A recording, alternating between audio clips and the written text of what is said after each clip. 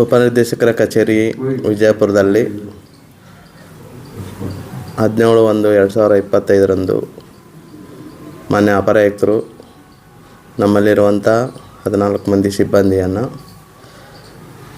ನಮ್ಮ ಇಲಾಖೆಯ ಬೇರೆ ಕಚೇರಿಗಳಿಗೆ ನಿಯೋಜನೆ ಮಾಡಿದ್ದಾರೆ. ನಮಗೆ 19ನೇ ತಾರೀಕಿಗೆ ಅದು ಆದೇಶ ಬಂದು ಅವರ ನಿರ್ದೇಶನದ ಪ್ರಕಾರ ಎಲ್ಲ ಸಿಬ್ಬಂದಿಯನ್ನು ಕೂಡ ನಾವು ಬಿಡುಗಡೆ ಮಾಡಿದ್ದೀವಿ. 3/10/2025 6/10/2025 ಆಯುಕ್ತಾಲಯದಿಂದ ತಪಾಸಣೆ ಕಾರ್ಯ ಕೈಗೊಳ್ಳಲಾಗಿತ್ತು.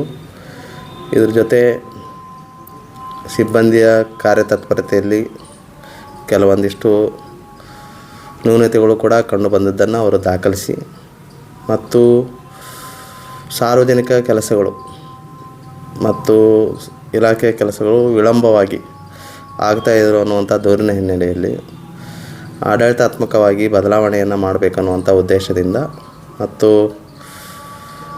ಕೆಲಸ ಕಾರ್ಯಗಳು ಅತ್ಯಂತ ವೇಗವಾಗಿ ನಡಿಬೇಕನ್ನುವಂಥ ಉದ್ದೇಶದಿಂದ ಇಲ್ಲಿರುವಂಥ ಸಿಬ್ಬಂದಿಯನ್ನು ಈಗ ನಿಯೋಜನೆ ಮಾಡಿದ್ದಾರೆ. ಆ ನಿಯೋಜನೆಗೆ ಸಂಬಂಧಪಟ್ಟಂತೆ ಅವರ ಜಾಗಕ್ಕೆ ಬೇರೆ ನಮ್ಮ ಇಲಾಖೆಯಲ್ಲಿ ಕಾರ್ಯನಿರ್ವಹಿಸುತ್ತಿರುವಂಥ ಸಿಬ್ಬಂದಿಯನ್ನು ನಮ್ಮ ಕಚೇರಿಗೆ ನಿಯೋಜನೆ ಮಾಡಿದ್ದಾರೆ. ಇದು ಒಂದಿಷ್ಟು ಆಡಳಿತಾತ್ಮಕವಾಗಿ ಬದಲಾವಣೆ ಮಾಡುವಂಥ ನಮ್ಮ ಇಲಾಖೆಯ ಆಡಳಿತಾತ್ಮಕವಾದಂಥ ನಿರ್ಧಾರಗಳು ಆಗಿರ್ತವೆ. ಆ ಹಿನ್ನೆಲೆಯಲ್ಲಿ ಮಾನ್ಯ ಅಪರ ಆಯುಕ್ತರು ಈ ಒಂದು ಆದೇಶವನ್ನು ಮಾಡಿ ಸಿಬ್ಬಂದಿಯನ್ನು ನಿಯೋಜನೆ ಮಾಡಿದ್ದಾರೆ. ನಾವು ಈಗಾಗಲೇ ಅದರ ಬಗ್ಗೆ ಕ್ರಮವನ್ನು ಕೈಗೊಂಡಿದ್ದೇವೆ ಮತ್ತು ಏನು ಇಲಾಖೆಯ ಮುಂದಿನ ನಿರ್ದೇಶನಗಳು ಬರ್ತಾವೆ ಅದರ ಆಧಾರದ ಮೇಲೆ ನಾವು ಕಾರ್ಯತತ್ಪರ ಆಗ್ತೇವೆ. ಈಗ ಸದ್ಯ ಇಷ್ಟು ಮಾಹಿತಿ ಮಾತ್ರ ನಿಮಗೆ ಹೇಳಲಿಕ್ಕೆ ಬಯಸ್ತೇನೆ. ನಮಸ್ಕಾರ. ಸರ್, ಇವರೆಲ್ಲ ಸಿಬ್ಬಂದಿಗೆ ಬೇರೆ ಜಿಲ್ಲೆಗೆ ಟ್ರಾನ್ಸ್ಫರ್ ಮಾಡಿದ್ರು? ನಮ್ಮಲ್ಲೇ ನಮ್ಮ ಜಿಲ್ಲೆಯೊಳಗರೆ ಬಿಜಾಪುರ ಜಿಲ್ಲೆ ಬೇರೆ ಬೇರೆ ಕಚೇರಿಗಳಿಗೆ ಮಾಡಿರ್ತಾರೆ. ಅಲ್ಲಿರುವಂಥ ಸಿಬ್ಬಂದಿಯನ್ನು ಇವರು ಬದಲಾವಣೆ ಮಾಡಿ ಈ ಕಡೆ ಹಾಕಿರ್ತಾರೆ. ಇದು ನಿಯೋಜನೆ ಅಷ್ಟೇ.